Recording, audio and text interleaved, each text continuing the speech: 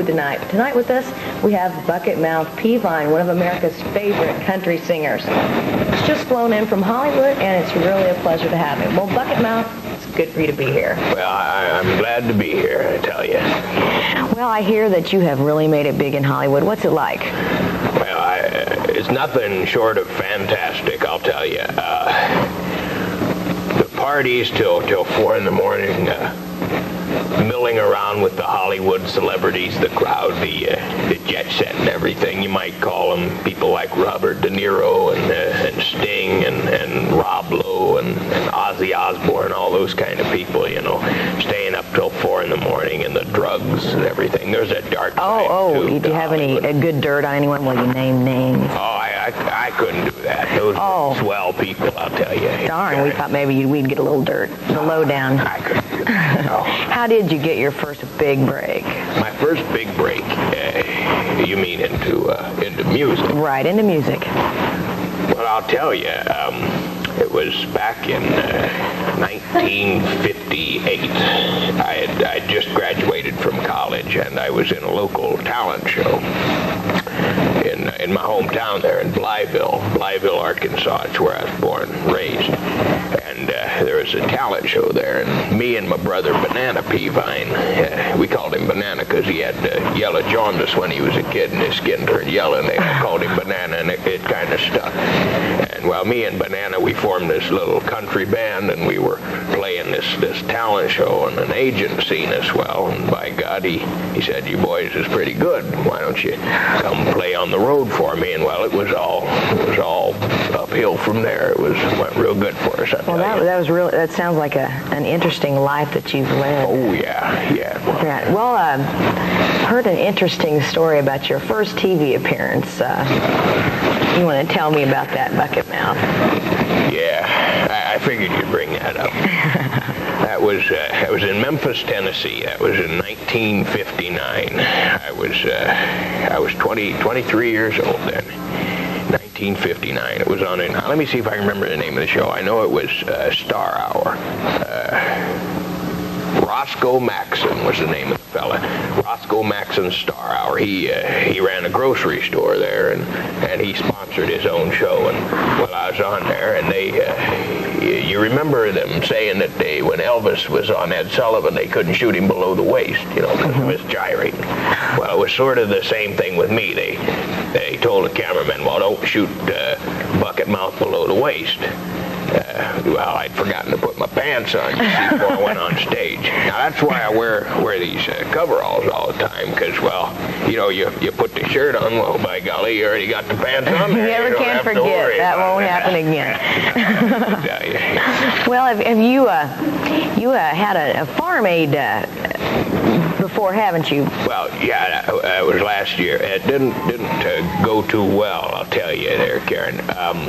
What happened, it was when I was in Hollywood, me and my brother Banana and a couple of our friends, we got together, you know, with some of the country boys that was there in Beverly Hills is where we went, and we set up and we started going into the people's houses in Beverly Hills, and we was, you know, taking things, you know. I mean, these people got so much damn money, they don't know what to do with it, so we was going in there in the houses, and we was taking things. Well, the police came along, they arrested us, and, you know, we tried to explain, you know, this is Bucketmouth's farm aid. And they said, "No, go, cowboy." You know, they threw us in the slammer. They don't have a real big love for farmers out on Rodeo Drive. I mean, why do they have that name, I wonder? I don't know. You'd think they'd love the farmers and the cowboys. They don't give diddly about us people, I'll tell you there, Karen. Well, I also heard you went to Juilliard to school. How does that tie in with country music? Oh, I didn't think you'd ever dig up that dirt on me. I'll tell you, when I was a little boy, I was singing in the church choirs and everything, and I'd built up a voice, and, well, everybody said, well, Hartzell's my real name, you see. They said, you should sing in the opera. And I said, no, I can't do that. And by golly, I won me a scholarship to Juilliard when I was 17 years old, and I Well, I graduated with a master's degree when I was 22 there in 1958, and I tried to make it, you know, in opera up there. You know, I was singing But in there. moved back to your love of country music. Well, yeah. Speaking of, we'd really like to have you sing a few songs for us. Would you do that for us, Bucketmouth? Well, I'd be more than happy to. Well, good. I know that'll be a real treat. Well, now we really do have a treat. One of country's most celebrated and gifted performers is going to sing a few songs for us, a few of his old-time favorites, and some original work. And now a living legend himself, Bucketmouth Peavine. Thank you. Let me tell you, Elvis Presley, I want to say a few words about Elvis before I start. He was one of the greats in music, country music, rock. Well, he was, you know, I'm going to do one of his songs first here. It's a shame what happened. People don't remember Elvis a lot for the things he did. They just remember the last years, you know. I mean, he had a good time. He partied. And he had a lot of fun, and he got fat, and he fell off his toilet, and he died. So I'm going to, as a special little tribute to Elvis, I'm going to do one of his songs that I wrote for him, but I didn't get the credit for it. It's called Are You Lonesome Tonight? Are you lonesome tonight? Do you miss me tonight? Are you sorry we drifted apart? Does your memory stray to a bright summer day when I kissed you and called you sweetheart? Do the chairs in your parlor seem empty and bare? Do you gaze at your doorstep and picture me there? Is your heart filled with pain? Shall I come back again?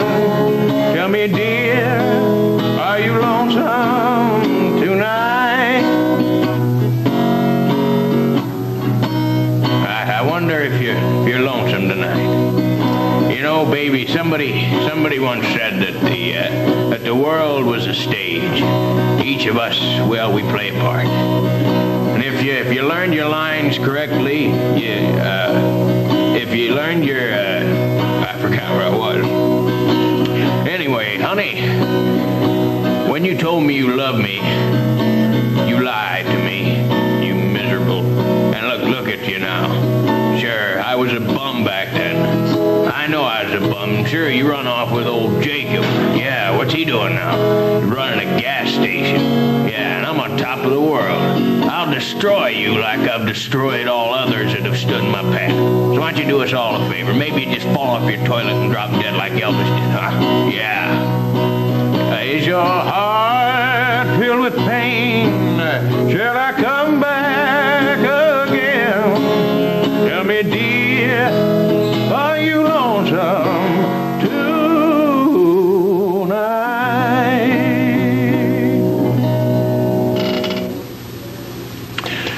One of my favorite country songs is another song. I wrote part of this. Me and Roy Orbison and Johnny Cash, we wrote this song. It's called Down the Line, and it was taken from an old rhythm and blues song called Go, Go, Go. Matter of fact, I wrote a lot of country songs I didn't get credit for. Like I said, I wrote some of Elvis's songs. I helped Roy Orbison write Pretty Woman, and who gets the credit for that, huh? Van Halen gets the credit for that. But this is an old country song called Down the Line.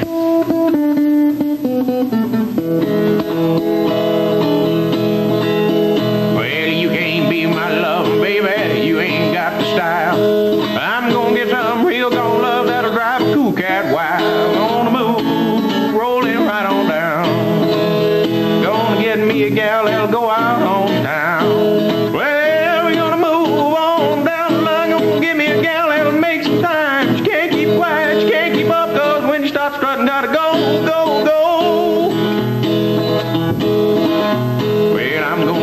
ain't so hot. I'm gonna get a lover you ain't got. She'll be sweet, won't do me wrong. She'll be cool and twice as gonna roll. Move on down the line. Gonna do right all the time. Well, we're gonna do right all the time. Gonna give me a gal that'll be real fine. She can't keep quiet, she can't keep up, cause when she starts strutting, gotta go, go, go.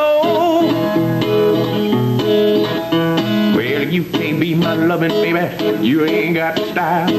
I'm gonna get some real gone love that'll drive a cool cat wild. Gonna move, rolling right on down. Gonna get me a gal that'll go out on the town. Well, we're gonna move on down the line. Gonna get me a gal that'll make some time. She can't keep quiet, she can't keep up, cause when she starts strutting, gotta go, go, go.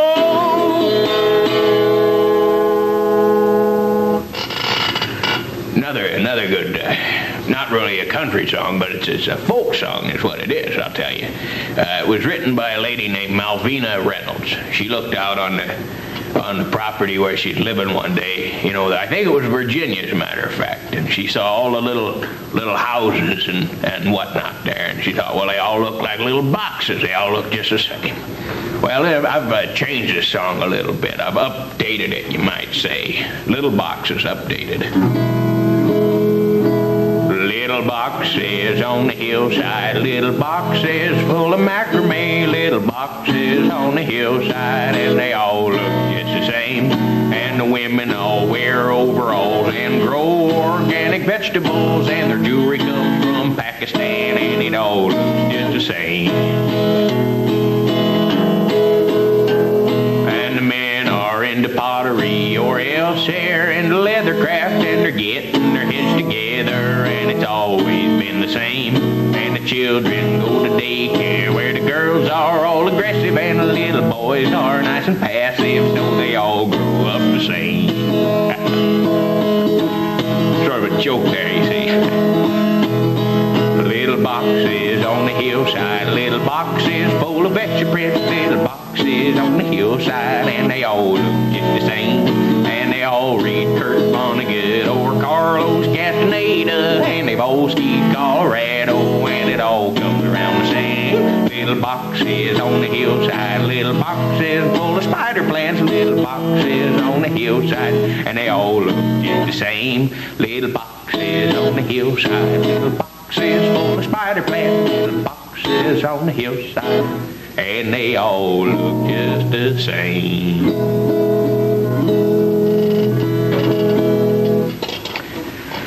People ask me a lot of times how I got my nickname.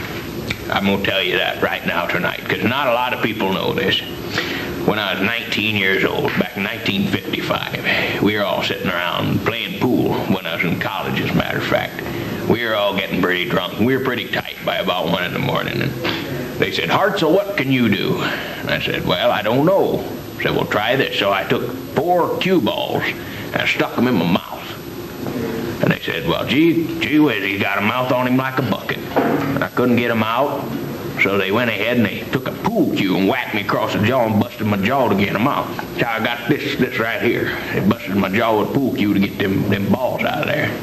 So that's how I got the name Bucketmouth. And this is one of the first hits I had after I got that new name. I even put my own name in. It's a little song called Six Pack Tears, and it goes back to 1961.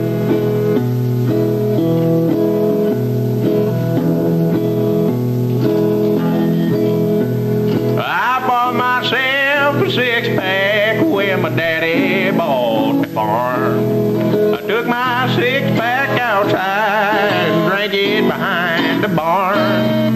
But when my mama found me, well, her face began to frown. She stood on my feet and punched me and busted my ankles when she knocked me down.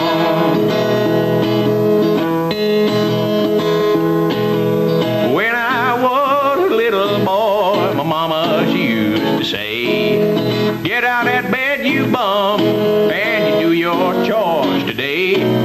It's only noon, Mom, I tell her, so let me stay in bed. But she grabbed herself a frying pan and whopped me upside my head. I was sitting in the bathtub, well, son,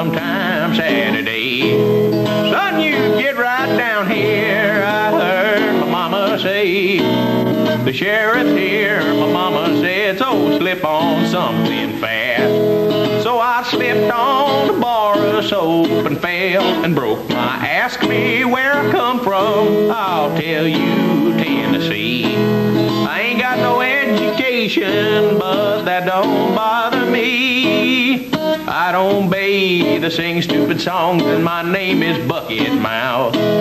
But I'm sure glad of one thing, that Michael Jackson ain't from the South.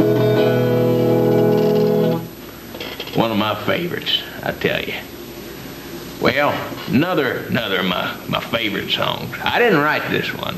This is another old rhythm and blues song. First, it's associated, I guess you could say, with Elvis Presley. Roy Orbison, he was the first one to record it, and he did that back in 1955.